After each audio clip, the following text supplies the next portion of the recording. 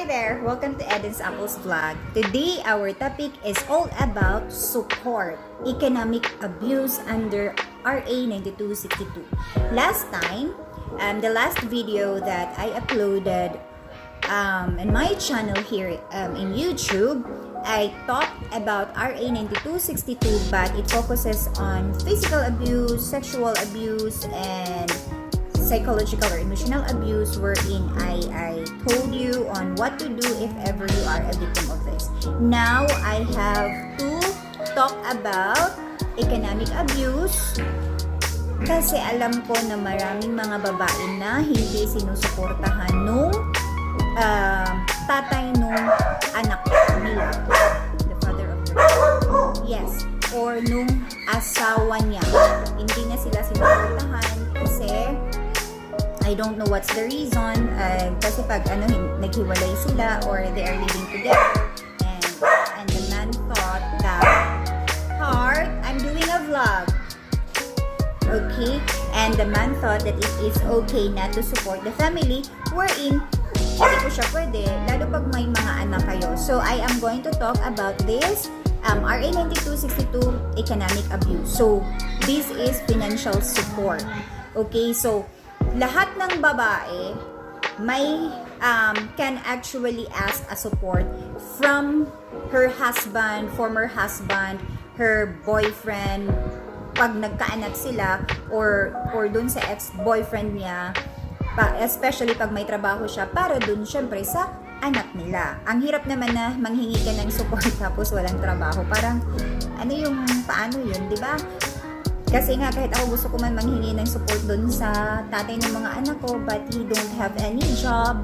So, parang wala din. Para lang akong timang, parang tanga. So, I have to work for my kids. I really have to work hard for my kids. Now, financial support, we have different kinds of economic abuse or acts covered under economic abuse under RA 9262. So, let me just get my kodigo kasi hindi ko man memorize, but I will try to explain to you guys to the best of my understanding and to the best of my ability in explaining. Okay? So, economic abuse refers to acts that make or attempt to make a woman financially dependent, which includes but is not limited to the following. Yung parang yung babae, kinukunan ng karapatan ng asawa niya na magtrabaho, that is a form of economic abuse. Kasi kung kaya naman natin magtrabaho, so why should the husband will going to stop us? Diba? Unless otherwise, I am selling shabu or going back to a cabaret wherein trabaho ko siya dati, if ever, hindi ko naman talaga siya trabaho dati, guys, parang in-example ko lang. Sorry.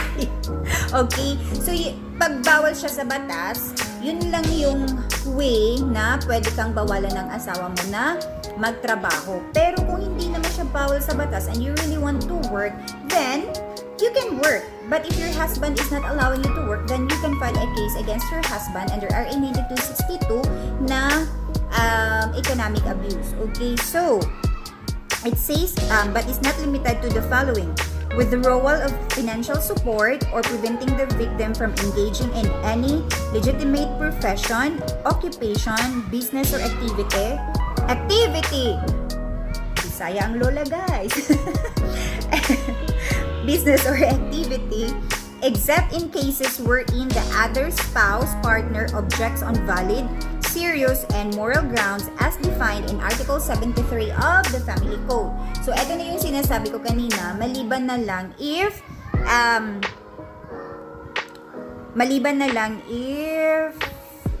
wherein the other spouse, partner objects on valid, serious grounds. So, yun na yun, like, if I'm going to sell a prohibited drugs, syempre bawal man siya sa bawal na gamot yun. So, hindi siya, pag ako asawa mo po, ako lalaki, of course, I'm not allowing you to do that because that is not good. It can ruin someone's life. And also, if the woman works before in a cabaret or club na she's a sex worker before, something like that, of course, then the husband it is a valid reason for the husband not to let you work. Pero kung valid naman yung work mo, like legitimate work, like gusto mo mag-teacher or kahit magtindera dyan, basta marangal, then you can. But if the husband will not allowing you, then that is already a form of economic abuse.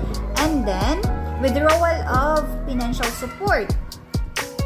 Pag the husband will going to withdraw the support na, halimbawa may anak kayo, di ba? May anak kayo tapos naghiwalay kayo, or halimbawa for example napunta siya sa abroad and then he is not supporting you, na ano ka na lang, na natingala, you are, how do you call that? You're wondering why your husband is not sending you money, or your boyfriend or ex-boyfriend, wherein before this husband or former husband or boyfriend or ex-boyfriend na may anak kayo, he was supporting you and then all of a sudden he stopped. So yan yung ibig sabihin ng withdrawal of financial support. So pwede mo siyang kasuhan again, economic abuse of RA 9262. Alright, so sino bang pwedeng suportahan ng lalaki? So, pwedeng suportahan ng lalaki is yung asawa niya kahit wala kayong anak. Kasi, kasal kayo eh. So pag kasal kayo, the man should support you, especially if wala kang trabaho, di ba? So, pag hindi ka sinuportahan ng asawa mo, tapos you don't have any work, basta kasal kayo, then you can file a case against him. And that is, again, an economic abuse. Now, the other one is, dun sa anak. Kahit hindi kayo kasal, basta may anak kayo, kahit hindi naka-apelyido nung tatay yung bata, as long as provided that the father acknowledge the child, then that is, if he is not supporting the child, then you can file a case against him. You can file a complaint against him of RA 9262 dun nga sa economics. Tirahin mo siya sa economic abuse. But guys, kung nanay ka naman na ang tawag doon, kung nanay ka naman na may trabaho at kaya mo naman buhayin ng anak mo, then kasi it's sad to say, minsan kasi parang ginagamit na rin lang yung bata, 'di ba? Parang hindi naman din na siya maganda. Pero pag anong tawag doon, pag kaya naman natin, kasi tayo mga babae, kaya naman din natin, 'di ba? And we just have to work, wag lang tayong lazy. Buhayin natin. I salute the mothers that they are the mothers around na kaya nilang suportaan yung mga anak nila na hindi nanghihingi. I salute you guys, pero I am not ano naman dun sa mga nanay na nanghihingi ng support, kasi 'di ba pag madami, pag di naman din kaya, kasi ang babae pag hindi niya kaya na, then that would be the time na manghingi siya ng support. And guys, mga ma'am, it is your right na manghingi ng support dun sa asawa nyo or dun sa tatay ng mga anak nyo. Alright, so another one, deprivation or threat of deprivation of financial resources and the right to use and enjoyment of the conjugal, community, or property owned in common. So halimbawa, pinagbawalan kanya na anong tawag, may conjugal property kayo, pinagbawalan kanya na gamitin yan. For example, a car, pinagbawalan kanya kasi conjugal property nyo yan. So, pag pinagbawalan kanya, that is also a form of economic abuse. Yun yung nung economic abuse under ng RA 9262. Tapos, deprivation, yun na, pinagbawalan ka, threat of deprivation of financial resources, yung pinagbawalan kanya na to work, or anong tawag doon, yung financial resources, yung gamitin, yung halimbawa may business kayo tapos gusto mong kumuha doon ng konting pera para halimbawa ibili mo lang Bisaya, sorry guys, so that you can buy some stuff into your house, o para sa family your family tapos pinagbawalan ka na makakuha ng mga ganun, that is already again a form of economic abuse. I am hoping guys that I explained this well, but I am open to corrections and I stand corrected as well. Okay, so I am trying here. And then destroying household property. Ayan, pag nabili siya ng mga gamit sa bahay, tapos dinidestroy niya, it is still under the economic abuse. Ito yung mga under ng economic abuse guys ha, ng RA 9262. Tapos, controlling the victim's own money or properties or solely controlling the conjugal money or properties. So, halimbawa, yung babae nagtrabaho, halimbawa, nagtrabaho ka, you are working for your family, and then yung husband, yung lahat ng kita mo kinukuha ng husband mo ang nagkontrol doon, then that is also again a form of how do you call that? A form of economic abuse.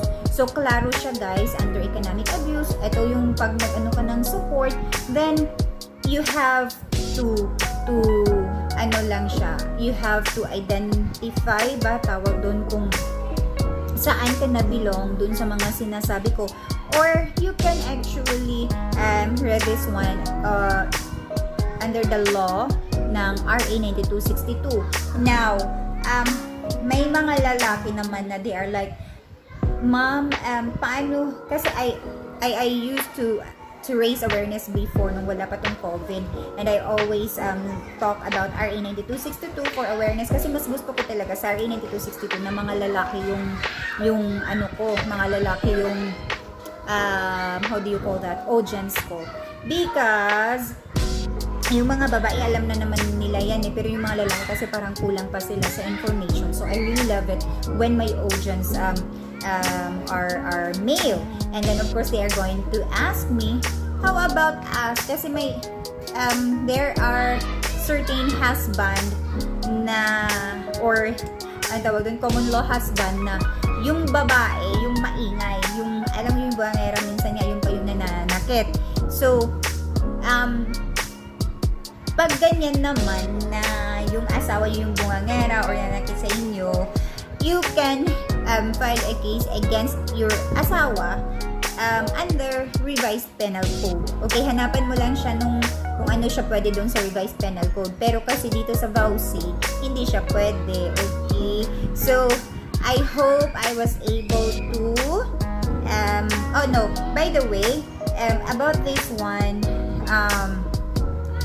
pag tinatakot ka, natanggalan ka ng suporta nung lalaki, you can again file a case under economic abuse. Tapos, some acts prescribed in 10 years, kasi depende yan kung kasi ano, sabihin mo, ma'am, kasi nung ano pa lang to, nung nangyari to nung 2000, sabihin natin, ano ba yung 2020, sabihin mo nangyari to nung 2016 pa pwede pa ba akong mag-file ng support or anything under the RA 9262 na batas? Well, my answer there is yes, of course, kasi I am not just certain which acts, pero some acts prescribed in 10 years, and then meron ding acts prescribed in 20 years.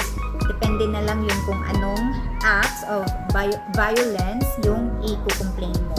Okay, so remember, forms of VAUSI, physical abuse, psychological or emotional abuse, sexual abuse, and economic abuse. So, I am not sure, as what I said, kung saan yung acts dito yung 10 years or ng 20 years, but sure you can file a case against your husband, former husband, ex-boyfriend, or boyfriend, lalo na pag may anak kayo. Okay? And you are asking for support, then you can do that.